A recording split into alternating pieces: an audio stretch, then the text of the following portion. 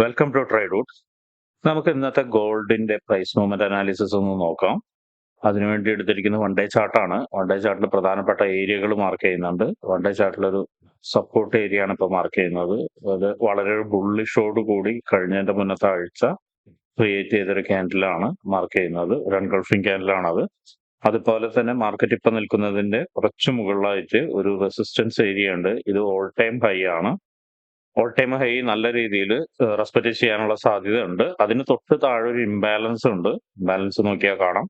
അത് ഇതിന് മുന്നേ ഒരിക്കൽ വന്ന് മിറ്റിഗേറ്റ് ചെയ്തതാണ്. ഇതാണ് ഏരിയ. മിറ്റിഗേറ്റ് വന്ന് ചെയ്ത ഏരിയ അതാണ്. ഇപ്പൊ മാർക്കറ്റ് നിൽക്കുന്നത് ആ ഏരിയയിലാണ്. മാർക്കറ്റ് അവിടെ നിന്ന് മാർക്കറ്റ് ഓപ്പൺ ചെയ്തിട്ട് ഒരു വീക്ക്നെസ് കാണിക്കുന്നുണ്ട്. പക്ഷെ എത്രത്തോളം അത് സ്ട്രോങ് ആണ് വീക്ക്നെസ് എന്നുള്ളത് പറയാൻ ബുദ്ധിമുട്ടാണ്. അതുപോലെ തന്നെ നോക്കിയാൽ കാണാം, മാർക്കറ്റ് കഴിഞ്ഞ കുറച്ച് മാസങ്ങളായിട്ട് ഒരു കൺസോൾട്ടേഷൻ പീരീഡിലായിരുന്നു. ഇപ്പോഴും കൺസോൾട്ടേഷൻ തന്നെയാണ്. പക്ഷെ ഈ പ്രാവശ്യം മാർക്കറ്റ് മുകളിലോട്ട് പോകുന്ന സമയത്ത്, താഴെ വന്ന് സപ്പോർട്ട് എടുത്ത് മുകളിലോട്ട് പോകുന്ന സമയത്ത് നല്ലൊരു സ്ട്രോങ് ബുള്ളിഷ് ക്യാൻഡിൽ കൂടിയിട്ടാണ് തന്നിരിക്കുന്നത്. ഇതാണ് ആ ക്യാൻഡിൽ.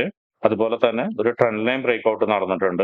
ക്ലിയർ ആയി നോക്കിയാൽ കാണാം, ഒരു ട്രെൻഡ് ലൈൻ ബ്രേക്ക്ഔട്ട് നടന്നിട്ടുണ്ട്. അതും ബുള്ളിഷ് ക്യാൻഡിൽസോട് കൂടിയിട്ടാണ് തന്നിരിക്കുന്നത്. ഇപ്പോ കഴിഞ്ഞ ദിവസത്തെ മാർക്കറ്റ് വളരെ ബുള്ളിഷ് ആയിട്ടാണ് നിൽക്കുന്നത്. അപ്പൊ ഇതെല്ലാം കാണിക്കുന്നത് മാർക്കറ്റ് മുകളിലോട്ട് തന്നെ പോകാനുള്ള സാധ്യത എന്നാണ്. പക്ഷെ ഇപ്പൊ നിൽക്കുന്ന മാർക്കറ്റിന്റെ തൊട്ട് മുകളിൽ ഒരു റെസിസ്റ്റൻസ് ഉണ്ട്. അത് ഓൾ ടൈം ഹൈ ആണ്. അപ്പൊ ഡെഫിനറ്റ്ലി അവിടെ ഓൾ ടൈം ഹൈനെ റെപ്രസെന്റ് ചെയ്തിട്ട് മാർക്കറ്റ് അവിടെ നിന്ന് റിവേഴ്സൽ കിട്ടാനും സാധ്യതയുണ്ട്. റിവേഴ്സൽ എന്ന് പറയുന്നത് ചിലപ്പോൾ ഒരു ഡീപ്പ് പുൾ ബാക്ക് ആയിരിക്കും. അത് വരികയാണെങ്കിൽ തന്നെ വൺ ഡേ ചാർട്ടിൽ നോക്കുകയാണെങ്കിൽ തന്നെ ഈ ഒരു ഏരിയ വരെ വരാനുള്ള സാധ്യതയുണ്ട്. ഇപ്പൊ സപ്പോർട്ട് വരച്ചതിന്റെ തൊട്ട് മുകളിലുള്ള ഏരിയ വരെ വരാനുള്ള സാധ്യത ഉണ്ട്. അതിന് ഒരു കളർ ചേഞ്ച് കൊടുക്കുന്നുണ്ട്, ഒരു യെല്ലോ കൊടുക്കുന്നുണ്ട്. ഇനി നമുക്ക് ചെറിയ ടൈം ഫ്രെയിമിൽ പോയിട്ട് ഇന്നത്തെ എൻട്രി സാധ്യതകൾ എന്തൊക്കെയാണെന്നുള്ളതൊന്ന് നോക്കാം. അതിനു മുന്നേ ഇന്നത്തെ പ്രധാനപ്പെട്ട ന്യൂസുകൾ എന്തൊക്കെയാണെന്നുള്ളത് നോക്കാം. ന്യൂസിൽ പോകുന്ന സമയത്ത് ഇതിന് നോ ന്യൂസ് ഡേ ആണ്. കാര്യമായിട്ടുള്ള ന്യൂസുകളൊന്നുമില്ല. ഇമ്പാക്ട് ചെയ്യുന്ന ന്യൂസ്, അതായത് ഹൈ ഇമ്പാക്ട് ഉള്ള ന്യൂസുകളൊന്നും ഇല്ല. അപ്പൊ ഒന്ന് മാർക്കറ്റ് ഒരുപക്ഷെ ഇന്ന് സൈഡ് മൂവ് ആവാനാണ് സാധ്യത. ഒരുപക്ഷെ സൂപ്പർ കൺസോൾട്ടേഷൻ ആയേക്കാം. പക്ഷെ നിൽക്കുന്ന ഏരിയ എന്ന് പറയുന്നത് വളരെ ഇമ്പോർട്ടന്റ് ആയ, അല്ലെങ്കിൽ വളരെ സ്ട്രോങ് ആയ ഒരു റെസിസ്റ്റൻസ് ഏരിയയാണ്. ഇംബാലൻസ് ഉള്ള ഏരിയയാണ്. അപ്പൊ ആ ഏരിയയിൽ നിന്ന് മാർക്കറ്റ് തിരിച്ച് ഒരു റിവേഴ്സൽ കാണിക്കാനുള്ള സാധ്യതയുണ്ട്. എനിവേ ഇന്നത്തെ ദിവസം നമുക്കൊരു ലോങ് എൻട്രി ഇല്ല. ഷോർട്ട് എൻട്രികൾ, അതായത് ചെറിയ ചെറിയ എൻട്രികൾ സ്കാൽപ്പിംഗ് മെത്തേഡ് ഉപയോഗിച്ചിട്ട് വേണം ഒന്ന് ചെയ്യാൻ വേണ്ടിയിട്ട്. നമുക്ക് 4 അവറിലേക്ക് പോയിട്ട് എങ്ങനെയാണ് അത് എന്നുള്ളതൊന്ന് നോക്കാം.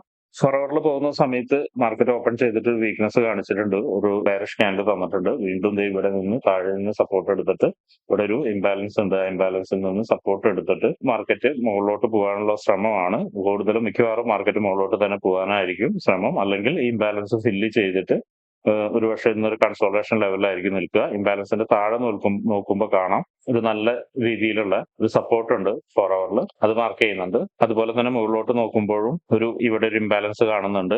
അതുപോലെ തന്നെ അതിന്റെ തൊട്ട് മുകളിൽ ഒരു സപ്പോർട്ട് കൺസോൾട്ടേഷൻ ഏരിയ ആണ്. അതിൽ ഈ ഒരു ക്യാൻഡിലിനെ മാർക്ക് ചെയ്യുന്നുണ്ട്. ഈ ക്യാൻഡിൽ സപ്പോർട്ടായിട്ട് എടുക്കുന്നുണ്ട്.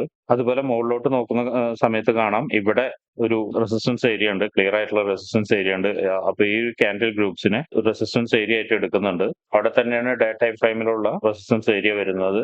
മാർക്കറ്റ് ഒന്ന് താഴോട്ടേക്ക് ഇറങ്ങാനുള്ള സാധ്യത കാണുന്നുണ്ട്. ഒരുപക്ഷെ നേരത്തെ പറഞ്ഞ പോലെ ഇംബാലൻസ് ഏരിയയിലേക്ക് ഇറങ്ങിയിട്ട് ഇവിടെ നിന്നൊരു സപ്പോർട്ട് എടുക്കുകയാണെങ്കിൽ നമുക്കൊരു ഷോർട്ട് ടൈമിന് ഒരു ബൈ എടുക്കാം. ബൈ എടുത്ത് ഇന്നിപ്പോ ഇറങ്ങിയ ഒരു കഴിഞ്ഞ ദിവസത്തെ ഹൈ ക്രിയേറ്റ് ചെയ്തിട്ടുണ്ട്. അവിടെ വരെ നമുക്കൊരു ബൈ എൻട്രി നോക്കാം. ഇറങ്ങുന്ന സമയത്ത് മാത്രം അതും താഴോട്ട് വന്ന് ഈ ഒരു സപ്പോർട്ട് ഏരിയയിൽ വന്ന് സപ്പോർട്ട് എടുക്കുന്ന സമയത്ത് മാത്രമേ നമുക്കൊരു ബൈ എൻട്രി എടുക്കാൻ പറ്റുള്ളൂ. സെൽ എൻട്രി ഇപ്പൊ നമ്മൾ കാര്യമായിട്ടുള്ള സെൽ എൻട്രിക്ക് വേണ്ടിയിട്ട് നോക്കുന്നില്ല. സെൽ എൻട്രി നോക്കുന്നുണ്ടെങ്കിൽ ഈ റെസിസ്റ്റൻസ് ഏരിയയിൽ നിന്ന് വന്നിട്ട് മാർക്കറ്റ് ഒരു റിവേഴ്സൽ തരികയാണെങ്കിൽ, റിവേഴ്സൽ സിഗ്നൽ തരികയാണെങ്കിൽ മാത്രമേ നമ്മൾ സെൽ എൻട്രിക്ക് എടുക്കുള്ളൂ. അങ്ങനെ വരികയാണെങ്കിൽ നേരത്തെ വരച്ച് ഈ യെല്ലോ വരെ വരാനുള്ള സാധ്യതയുണ്ട്. ഈ ക്യാൻഡലിന്റെ താഴെ ഇവിടെ ഒരു 4 അവറിന്റെ ഒരു ഇംബാലൻസ് കാണിക്കുന്നുണ്ട്. യെല്ലോ മാർക്ക് ചെയ്ത ഏരിയയിൽ ഇംബാലൻസ് കാണിക്കുന്നുണ്ട്. അതുവരെ വരാനുള്ള സാധ്യതയുണ്ട്. മാത്രമല്ല കുറച്ച് ദിവസം, ഒരു 2-3 ദിവസം ഇവിടെ ഒരു കൺസോൾട്ടേഷൻ നടന്നതാണ്. ചിലപ്പോൾ ഇതിന്റെ താഴെ വന്ന് ബ്രേക്ക് ചെയ്തിട്ട് ഇവിടെയും 1-2 ഇംബാലൻസുകൾ കാണിക്കുന്നുണ്ട്. ഇവിടെ നിന്ന് എടുത്തു പോകാനും സാധ്യതയുണ്ട്. എനിവേ സെൽ എൻട്രി എന്ന് പറയുന്നത് നമ്മൾ ഇപ്പോൾ എടുക്കുന്നില്ല. വേണമെങ്കിൽ ചെറിയ ചെറിയ എൻട്രീസ്, അതായത് സ്കാൽപ്പിംഗ് എൻട്രീസ് വേണമെങ്കിൽ നോക്കാം.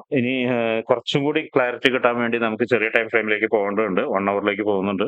1 അവറിലേക്ക് പോകുന്ന സമയത്ത് നേരത്തെ പറഞ്ഞ പോലെ തന്നെ മാർക്കറ്റ് ഓപ്പൺ ചെയ്ത് കുറച്ച് ഇൻഡിസിഷൻ ക്യാൻഡിൽ ക്രിയേറ്റ് ചെയ്തിട്ടുണ്ട്. താഴോട്ട് വന്നൊരു സപ്പോർട്ട് എടുത്ത് മുകളിലോട്ട് പോകാനുള്ള ശ്രമം നടത്തിയിട്ടുണ്ട്. പക്ഷെ മുകളിൽ നിന്ന് ഒരു പ്രഷർ വരുന്നുണ്ട്. ഒരുപക്ഷെ നേരത്തെ പറഞ്ഞ പോലെ തന്നെ ഇംബാലൻസ് ഏരിയയിൽ നിന്നോ അല്ലെങ്കിൽ അത് ഒന്ന് ക്ലിയർ ചെയ്ത് താഴോട്ട് വന്ന് ഈ സപ്പോർട്ട് ഏരിയയിൽ നിന്ന് മാർക്കറ്റ് ഒരു സ്ട്രോങ് ആയിട്ടുള്ള താഴോട്ട് വന്നിട്ട് മാർക്കറ്റ് ഒരു ബൈ സിഗ്നൽ തരാനുള്ള സാധ്യതയുണ്ട്. അപ്പൊ ആ ഒരു സമയത്ത് നമുക്ക് എന്ത് ചെയ്യാം, ബൈ എടുക്കാം.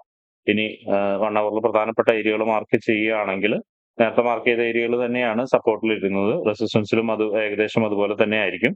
റെസിസ്റ്റൻസിൽ വളരെ ക്ലിയർ ആയിട്ടുള്ള ഒരു ഇംബാലൻസ് ഏരിയ ഇവിടെ കാണുന്നുണ്ട്. ആ ഒരു ഏരിയയിലേക്ക് നമ്മൾ ചുരുക്കുന്നുണ്ട്. 4 ഹവറിൽ നിന്ന് 1 ഹവറിലേക്കുള്ള ഇംബാലൻസ് ഏരിയയിലേക്ക് ചുരുക്കുന്നുണ്ട്. ഇനി നമുക്കൊരു 50 മിനിറ്റ്സിലേക്ക് പോവാം. 50 മിനിറ്റ്സിലോട്ട് പോയിട്ട് എൻട്രി സാധ്യതകൾ എന്തൊക്കെയുണ്ട് എന്ന് നോക്കാം. ഇപ്പൊ നിലവിൽ എന്തെങ്കിലും എൻട്രി സാധ്യതകൾ ഉണ്ടെങ്കിൽ ചെറിയ സ്കാൽപ്പിങ്ങോ മറ്റോ നമുക്ക് ചെയ്യാം.